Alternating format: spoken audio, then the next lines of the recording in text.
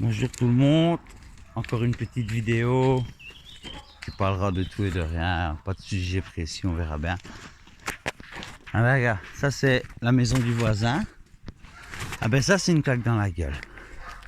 C'est un Jeanne, c'est un boucher à la base, un fils de fermier et tout ça. Ah ben le type, il est même pas du bâtiment, il t'a sorti une villa, mais puissant, puissant. Franchement, ça met une claque dans la gueule. Quand il y a du bâtiment comme moi depuis longtemps, ben...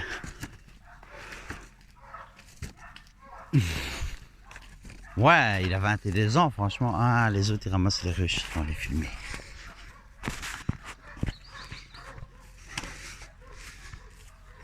Ils récoltent le miel. Ça, c'est les autres voisins. Ben voilà, c'est la campagne, quoi. Ma mère a des ruches d'abeilles aussi. Enfin, elle avait des ruches, elle a été apicultrice en Belgique. En Espagne, je ne sais pas s'ils vont en reprendre. Ici, on va avoir une ruche par contre. On va bientôt avoir une ruche, donc... nickel. Si j'arrive à faire mon miel, je tire du miel cette année ou l'année prochaine. Ça, c'est paradise. On doit l'avoir. Donc à ce moment-là, par rapport, on verra bien. Hein. Commencer avec une. On la gère parce que j'ai vu qu'il y a des gens, mais bon, je suis peut-être pas trop chaud pour faire ça. Mais il en a, ils trouvent des nids d'abeilles sauvages. Ils les récupèrent, ils les mettent dans la ruche et après, mais bon, c'est... On travaillera sûrement avec une certaine race d'abeilles spécifique à avoir un bon rendement de miel, hein, je suppose. Enfin, voilà quoi. J'ai pas envie d'aller voler une ruche dans la nature, j'ai laissé la nature bien tranquille. Je prends déjà des pissenlits. Ouais, on a eu des bébés lapins. Donc à mon avis, bientôt, ça va être double rendement pissenlit pour les nourrir, les fifis. Ah ben, il y en a déjà là. Je prends un nouveau chemin, enfin un nouveau chemin, non, c'est un chemin que je prends souvent. Mais pour aller à pissenlit, je vais pas par là d'habitude. Je vais plus... Enfin, je vais jamais au même endroit, quoi. Faut le temps que la nature se refait. Donc ici, je prends un chemin que j'avais arrêté d'aller pendant un moment, mais il n'y en a plus beaucoup par ici. Mais c'est rien, je vais faire le tour et après par en haut, il y en aura tout plein. On va aller à la rivière, je vais vous montrer la petite rivière ici en bas. Ça c'est ici, c'est bien, ça c'est cool.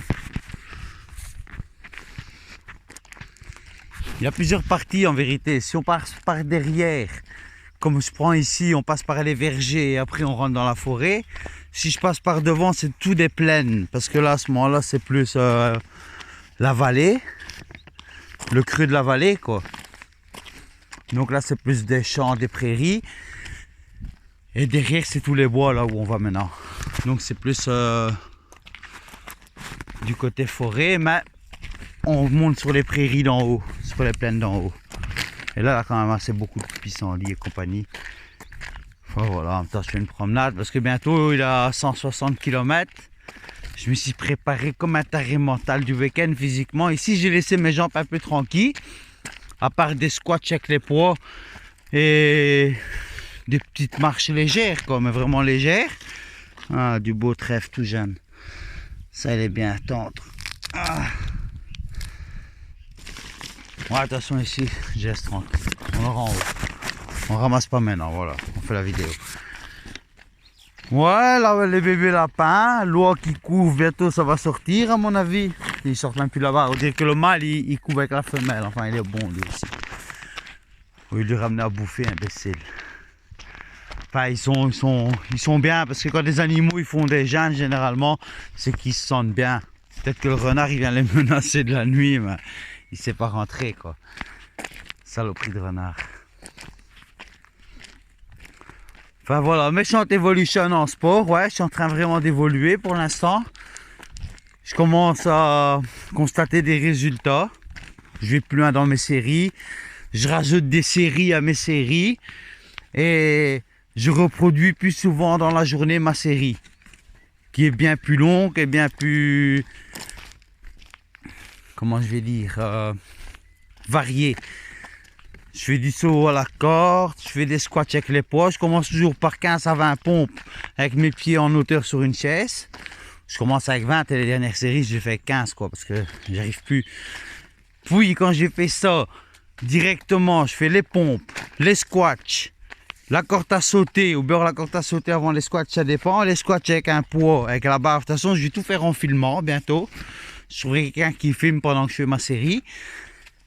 Puis après de là, je pars encore sur les autres exercices avec la barre. Jusqu'au temps que mes bras brûlent. Et quand mes bras brûlent de trop avec la grosse barre que j'ai plus la force, je passe au petit poids. Et là, je brûle mon muscle. Un truc de fou, quoi. Vraiment au max. Et en même temps, du fait que je fais ça, ben, je travaille sur ma musculation. Mais je travaille aussi sur mon cardio. Parce que je suis essoufflé. Donc quand tu es essoufflé, c'est que ton cardio il prend cher. Tant mieux. Et ce qui est bien, c'est de faire une course à pied. Tu fais un petit tour. Le tour que je fais ici, on peut faire le tour ensemble s'il faut. Mais bon, ici, on va peut-être pas faire le même tour que quand je cours. Parce que quand je cours, ça va plus vite. Et on va pas traîner, quoi, ramasser des plantes. Mais c'est le tour ici que je fais, de toute façon, quand je cours. Je le fais 1 à 2 fois de suite. Et ce qui est bien, c'est je fais un tour, je m'arrête, je fais mes séries, je repars, je fais un tour, je reviens, je fais mes séries. En constant, là. Le tour ici, je le... Putain, les herbes, ils poussent, il n'y a pas beaucoup de gens qui passent. Quand je fais mes séries, ici aussi, quand je vais courir, le tour que je fais ici, ben, je le fais avec un gilet avec du poids. À mon avis, il doit faire 15 kg, même déchirer mes épaules. Il faut que je fasse un système pour protéger une mousse au niveau des épaules, parce que quand je cours, il fait... Ou je vais acheter un bon gilet spécifique pour courir et faire les trucs pour prendre de la puissance, quoi. De toute façon, je vais faire des trucs de fou, hein, je vous le dis direct. J'ai pensé à faire des systèmes avec un harnais, avec 2 pneus à l'arrière. J'ai une montée de la mort là-bas et m'entraîner à faire la montée là, mais ça, c'est dans ma future préparation évolution. J'ai l'intention aussi d'acheter les petits poids en sable qu'on met aux pieds et aux mains, plus un beau gilet de poids. Et ouais, devenir un monstre. Enfin, ici, là, maintenant, franchement, je suis vraiment content de l'évolution. Parce que s'il n'y a pas d'évolution, t'es deck, quoi.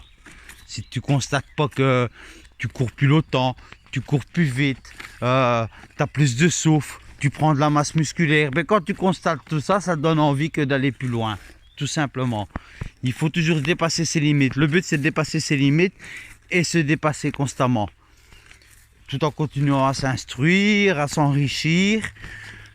Et un esprit sain dans un corps sain, tout simplement. Tu consommes des bonnes choses. Je bois plus que de l'eau. Je consomme plus d'alcool, je prends pas de drogue, bien sûr je fume un pétard ou deux de temps en temps, mais même ça je vais arrêter. Je vais peut-être me faire une tisane de THC de temps en temps quand je suis tendu, mais même, allez, avec tout ce que je fais comme sport, pour l'instant, ce serait quand même une folie de... Regardez, c'est beau ici, magnifique. On croirait l'endroit du Hobbit. Ouais, ici avec les vallées, tu aurais une maison incrustée dans la terre qui fait comme un dôme, ce serait puissant. Enfin, soit. Ce serait fou quand même, ce que je dis, c'est ouais, ce serait fou de continuer à fumer des joints H24, boire de la bière, boire du vin, profiter de la vie. C'est pas vraiment profiter de la vie. Profiter de la vie, c'est manger des choses saines, c'est côtoyer des gens bien, qui t'amèneront pas à faire des mauvaises choses, tout simplement. Je juge personne, je m'en fous, je fais ma life. Mais ce que je veux dire, ben, si tu restes avec des amis, que tu dis ouais, on se boit un verre et que l'autre il sort une boustine et qu'après on est parti mon kiki, ben voilà, ouais, c'est bon, c'est bien amusé, mais bon, c'est plus mon délire et ça ne le sera plus jamais. Parce que maintenant j'ai des autres optiques en vue, en tête et des objectifs. Tout homme doit se donner des objectifs et tout homme doit se remettre en question constamment. Il n'y a que les cons qui ne changent pas et on est constamment en évolution, comme le monde dans lequel on vit change constamment. Donc on doit s'adapter, évoluer et évolutionner tout simplement. C'est de l'adaptation, adaptation. Voilà. Et voilà, il faut s'entourer de gens bien pour être bien, tout simplement. Moi ici, je me suis entouré de personnes convenables, de gens, de bonnes personnes, malgré que j'en côtoie pas des masses, comparé à ce que je côtoyais dans le passé. Vaut mieux avoir peu de gens dans son entourage, mais garder les bonnes personnes autour de soi. Voilà, vous voulez vraiment bien être bien dans votre vie, bien dans votre peau. Comme moi, je me sens un peu mieux comparé à ce que j'étais avant. Et je me sens beaucoup mieux comparé à ce que j'étais avant. Ben, entourez-vous des gens qui vous semblent être le plus sincères et le plus juste. Mettez les autres de côté. Je vous ai pas dit de les effacer de votre répertoire, quoi que ce soit. C'est pas parce que tu vois plus une personne que tu l'aimes plus. Tu vis ta vie. Tu vis ta vie. Moi, si demain, maintenant, il y a un gars qui me dit, John, j'ai un budget, on va aller chercher de l'or, je ne sais où. Je vais. Je suis un homme, j'ai soif d'aventure, j'ai soif de...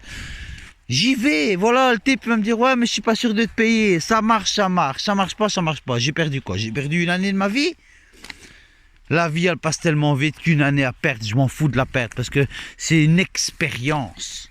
C'est un acquis en plus à mon bagage que j'aurai. Oui, j'ai été en Amérique, j'ai cherché de l'or 1 an, je me suis cassé la gueule, je suis revenu. Ok, mais je connais personne dans mes connaissances qui l'a fait. Et rien que ça, ça me pousse à aller vraiment encore plus loin. Voilà, on arrive à la rivière.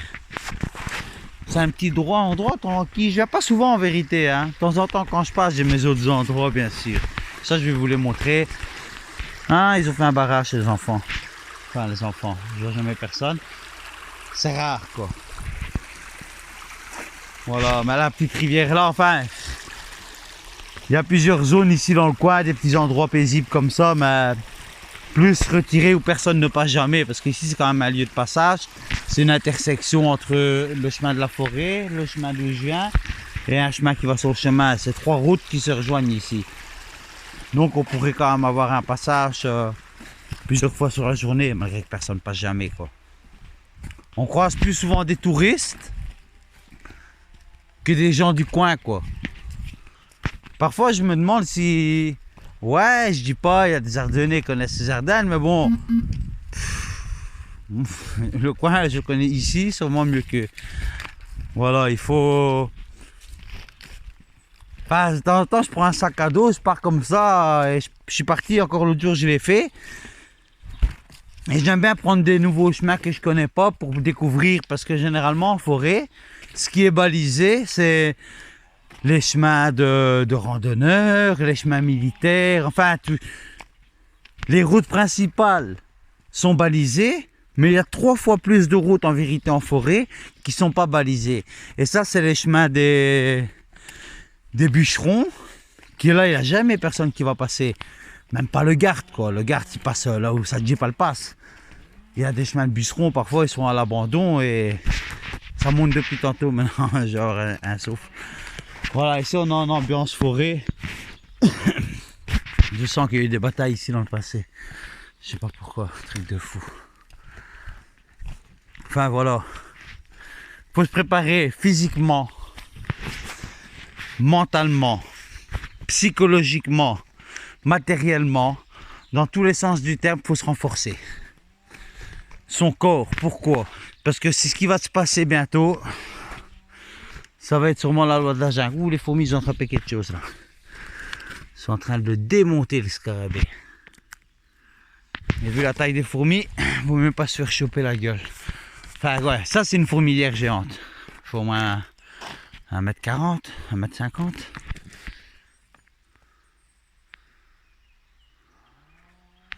mon avis, quand il chope un scarabée, on sait où ce qui finit ici. Ben voilà, les fourmis, quand on regarde une société de fourmis, ben, je dis pas qu'on devrait être comme des fourmis, mais ça marche et c'est carré quoi. Hein, qui est handicapé, on le bouffe, hein, qui n'est pas du groupe, il se fait bouffer. Enfin voilà, tout marche pour la colonie. Et c'est certain, s'il aurait un seul pays, voire les Chinois, mais bon, c'est la folie quoi. Mais bon, voilà, il y aurait un pays, il y aurait une race sur terre d'humains qui fonctionnerait H24 100% comme les fourmis. Ils domineraient le monde, tu ne mettrais pas un pied chez eux sans que tu te fais bouffer la gueule, H direct. Enfin voilà quoi.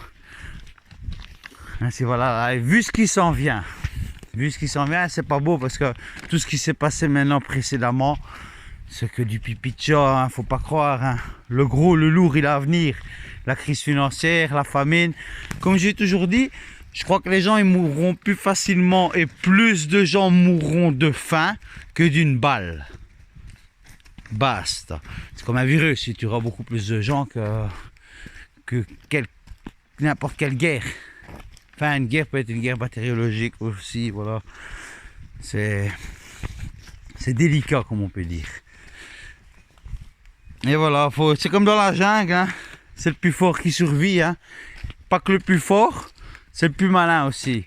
Donc c'est pour ça, faut être dans les plus forts, c'est certain. Mais faut pas être dans les plus cons. Moi, le gars qui croit que le système il s'écroule, qui se dit ouais, moi je vais aller à la campagne. Tu crois franchement que tous les gens de la campagne ils vont t'accueillir les bras ouverts en disant vas-y viens, prends ma nourriture, prends ce que j'ai le plus cher au monde, prends le fruit de mon dur labeur. Tu crois vraiment ça? Alors ils ont intérêt à venir à bande de 200-300 et surarmés. Parce qu'en face de eux, ils vont avoir des groupes de gens. Et dans les Ardennais, ou par ici, il y a beaucoup des militaires, il y a beaucoup de chasseurs, il y a beaucoup des bûcherons, il y a beaucoup des guerriers quoi, aussi. Donc ça pourrait leur faire un petit frein. Mais bon, il y a des endroits, il faut peut-être même les repousser comme il faut. Ça, c'est clair et net. Parce que, à force de... Ouais, c'est fou hein, que je parle comme ça, mais bon, vu ce qui s'en vient, ils essayent de stigmatiser une guerre des religions, une guerre de couleurs et tout ça. Faut pas réveiller l'homme blanc. L'homme blanc, c'est un ours qui dort, faut pas oublier. Il a tellement fait de guerre que si on réveille tout ça, ben, il aura peut-être de nouveau soif de guerre après ça. Parce qu'on juge, on stigmatise l'homme blanc, l'homme blanc, l'homme blanc, l'homme blanc. C'est pas moi qui va piller l'Afrique, c'est pas moi qui fais de la merde dans le monde. Hein. C'est les gouvernements. Hein. Les gouvernements, c'est les plus gros fils de pute qu'il y a sur Terre. Et c'est eux qui nous divisent, parce que diviser pour mieux régner, tout simplement. Ils nous divisent. Au moins, ça va arriver à ce qu'ils veulent eux, établir un nouvel ordre mondial, et compagnie et compagnie. Tiens, des pissenlits ici. Enfin voilà, c'est... Ils ont plus d'un plan, leurs secrets ont des secrets, et ce qui nous prépare, ça va être puissant. Ça va être puissance 1000, ça va être. Au final, il y aura sûrement une troisième guerre mondiale. Si elle n'a déjà pas commencé, qu'on ne nous le dit pas en coulisses, façon de parler, que c'est des armes comme arcs qui s'utilisent les uns contre les autres, ou des virus. Mais bon, j'espère qu'on n'ira pas au nucléaire. Hein. En plus, ils ont découvert un gros volcan ici, dans les, enfin pas loin, non, à 100 des kilomètres du côté de l'Allemagne. Bon, faut pas croire, hein, on aura aussi notre quota de climat puissant, c'était le volcan. Enfin, ici, on est déjà bien à l'abri pour les tsunamis. Voilà, parce que si ici on est inondé, qu'il y a un déluge, ah ben alors c'est que les 3/4 de la planète, ils sont morts, si pas 90%. Faut que les gens qui sont plus haut que nous vont vivre, bien sûr. Question de tsunami, ici on est en sécurité. Question denrées, ici on est en sécurité.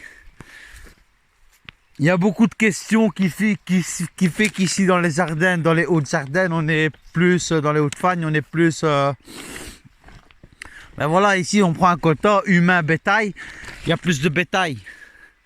Tu vas dans n'importe quelle plus petite des villes du centre d'où je viens, du Hainaut, du centre, ben, le quota c'est x100 en humain, quoi, comparé à un animal, ça va être la boucherie là-bas. Là d'où je viens, quand ça va partir en couille, les gens ils seront mal. Et moi c'est malheureux ce que je vais dire, mais de toute façon je suis pas Dieu, je peux pas sauver tout le monde. Et mentalement, psychologiquement, j'ai déjà fait abstraction dans ma tête. Je me dis ça va, ok, il y a beaucoup de gens qui vont mourir que je connais ou qui vont prendre cher. Je sais pas les aider. Et si j'aiderai quelques-uns, ben, je vais en aider trop et après je vais me mettre moi dans une difficulté alors que ça fait des années qu'on se prépare à ce qui s'en vient. Et ça s'en vient comme il faut. Je suis dans un lieu secret, Côte Verdôme. Ben oui, hein. Faut... C'est arrivé un moment, si t'es pas tacticien, tu te fais baiser, que ce soit aux échecs, que ce soit au poker, que ce soit dans n'importe quel sens du terme de la vie, tu te feras baiser si t'es pas un peu tacticien. Donc, comme un bon...